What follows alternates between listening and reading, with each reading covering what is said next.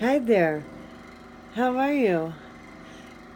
It's 3:11 in the morning and I'm awake. Can you believe that? What crap? What crap?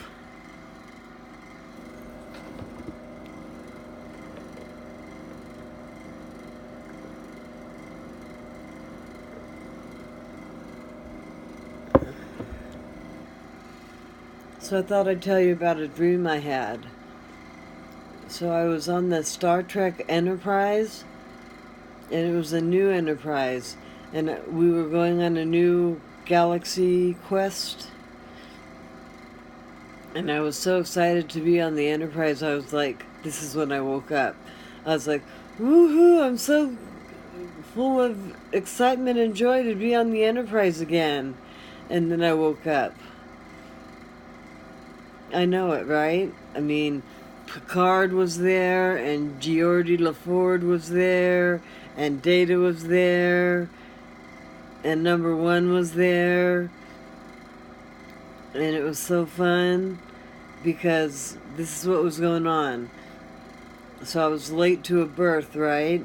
Because I'm always dreaming that I'm late to a birth, because I used to be a midwife.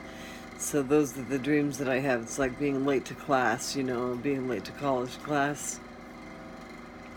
I have those dreams too. Anyway, so I,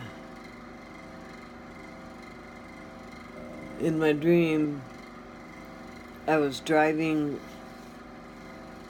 from Santa Rosa to San Francisco and I got lost, so I had to go home, get Keith, have him drive me to San Francisco, and then meet up with my friend, and then have her drive me the rest of the way.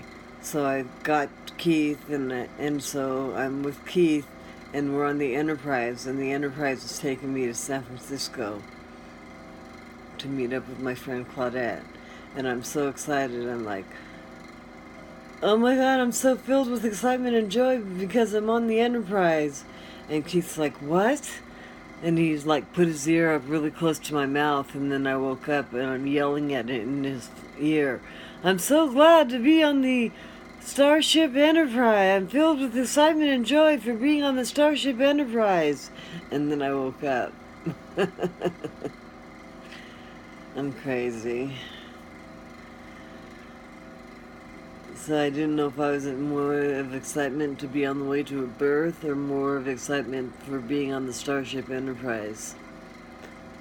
It was all roomy, and we all had our own seat, and we all had our own station, that we were at, that we were manning our own station, or womaning our own station. And mine was nice and big. I had a big console in front of me. I don't know what it did, but I was in charge, large and in charge. So it was fun.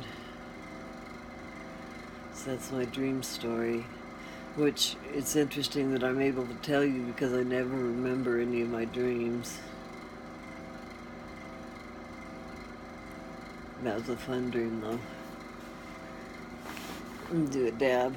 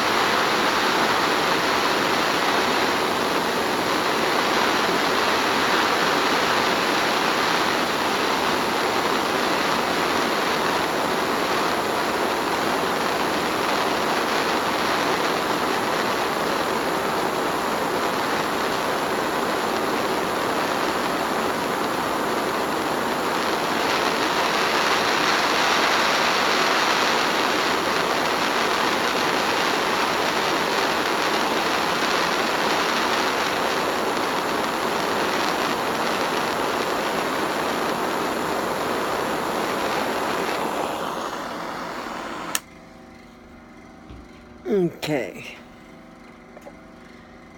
Well, that took long enough, didn't it? Let's let this cool down a bit. Get my cap.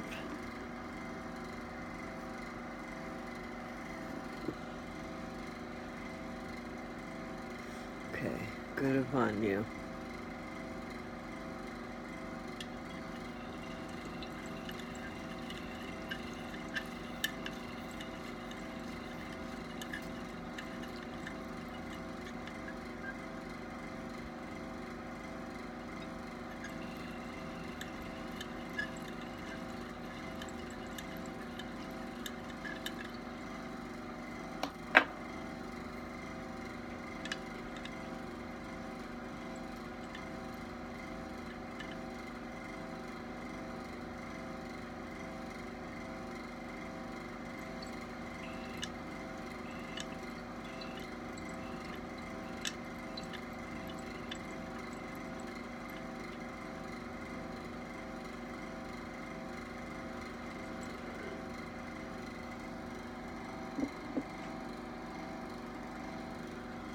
There, that was good.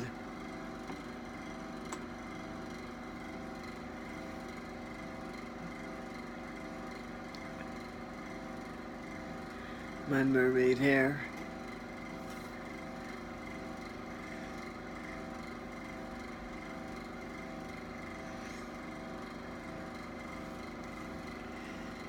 Yeah, so I'm always missing births in my dreams. I've only come close to missing a birth one time. It's bound to happen when you're a midwife, though. So I'll tell you about the birth I almost missed. So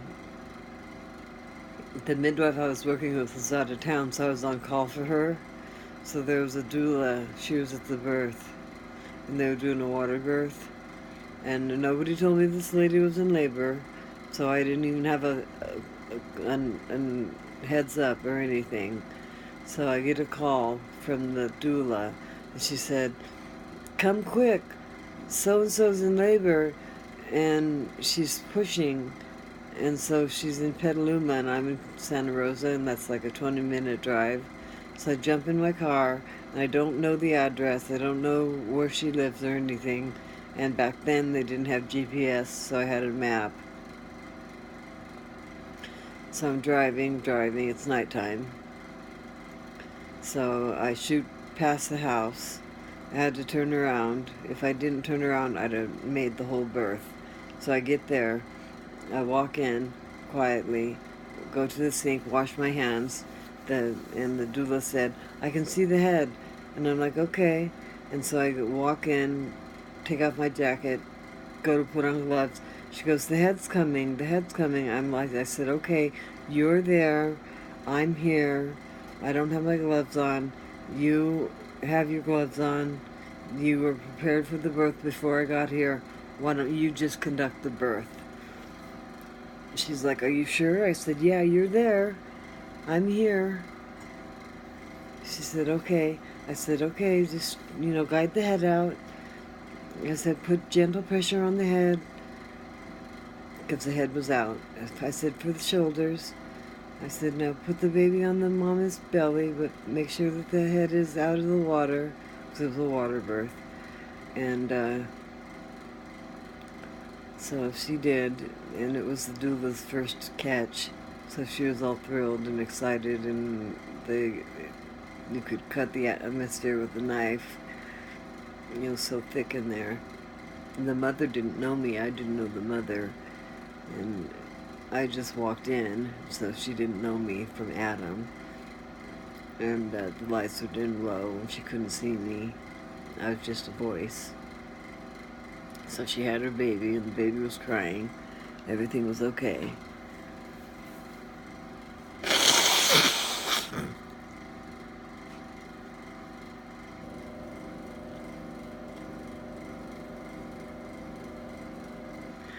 And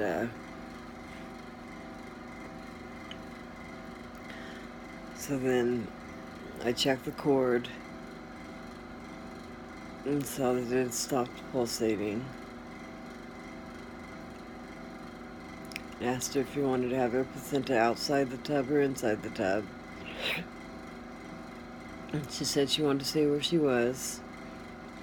And right then Claudette called and said she'd be there in about 20 minutes. And I said, okay. And I told her that the baby was born and that the doula had done the delivery because I had gotten there right when the head was coming out. And she said that was terrific. And we proceeded on from there. And Claudette got there and we delivered the placenta. And then we proceeded on from there. I can't remember if it was a boy or a girl. I can't remember the lady's name. I don't remember any other details except those. It was a long time back.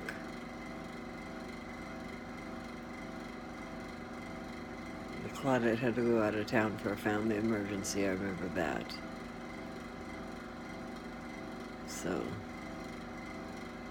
those are my stories, and I stick to them. Okay. I'm Sweet Grandma.